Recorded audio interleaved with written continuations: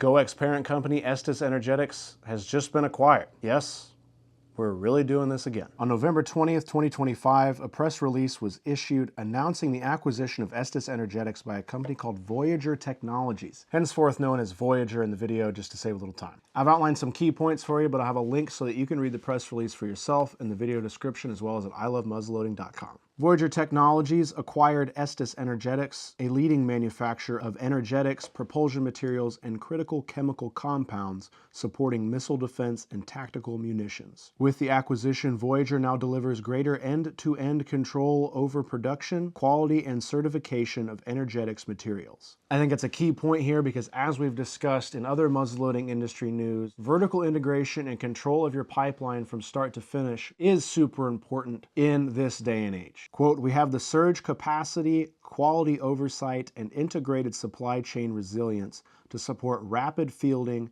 routine training, and long-term modernization," said Carl Colling, CEO, Estes Energetics. We've heard from Carl on the channel before, and it sounds like Carl's going to continue working with Estes Energetics under Voyager. So who is Voyager? I'm paraphrasing here from their own description on their website. Voyager is self-described as a defense and space technology company committed to advancing and delivering transformative, mission-critical solutions. Voyager aims to unlock new frontiers for human progress, fortify national security, and protect critical assets from ground to space. A couple highlights that they share from their website here about things they've actually done. Voyager has won a NASA contract to develop the Starlab commercial space station, and they were chosen by Lockheed Martin to deliver a next-generation interceptor upper stage missile propulsion system. These were a couple that I understood. Like I said, they've got a whole list on their website, along with some other companies that they've partnered with over the years. A big name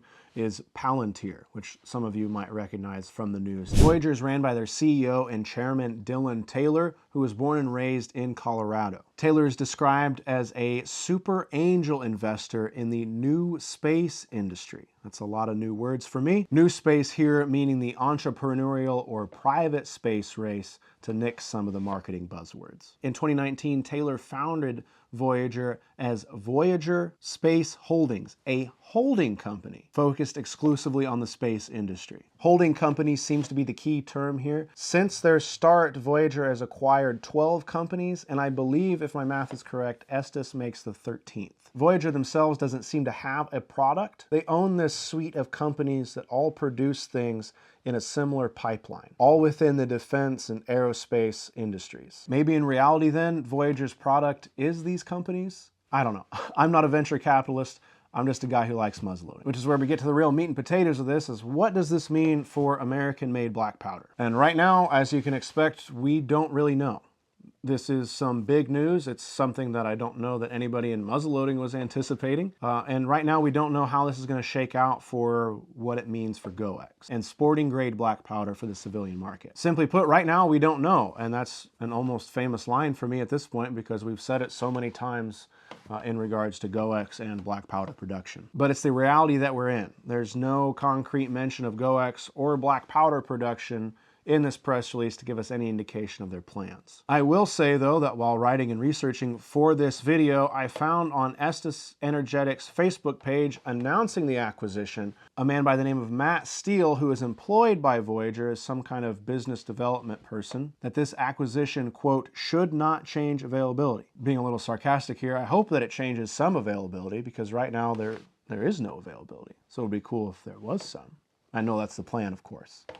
Little tongue-in-cheek there. There are a couple paths really being speculated in the muzzleloading space. The first being that Voyager could allow Estes to continue forward with their plans and the rebuilding of equipment and production then continuing in January for GOEX, like we've heard through all of 2025 since there was the incident in 2024, or they could have a completely different plan that aligns with their new suite of companies and their goals. The reality is that sporting grade black powder is kind of an afterthought on the world stage, and I think it always will be, except for muzzleloading enthusiasts, where it's top of mind.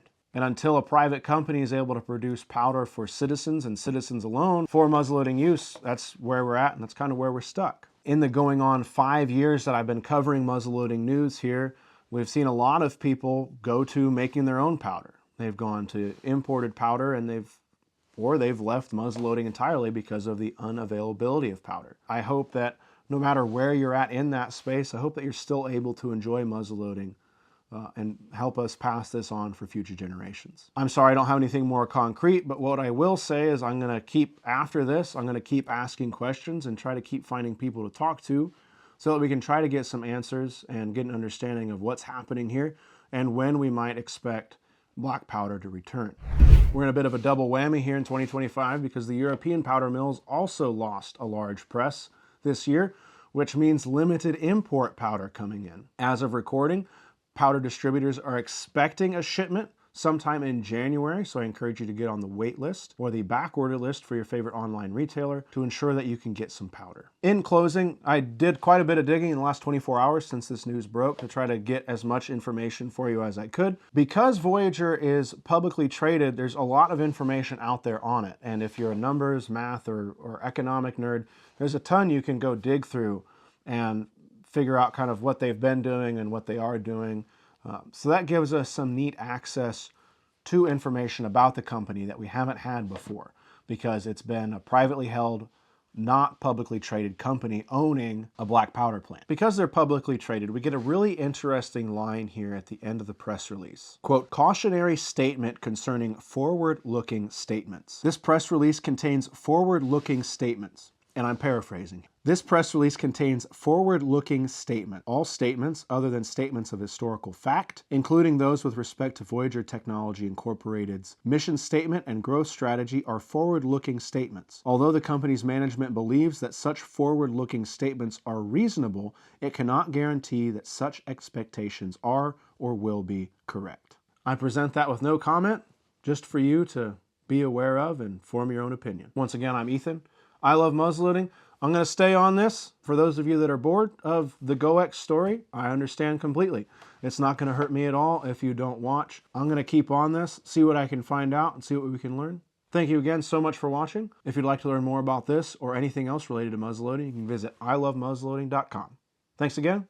We'll catch you next time.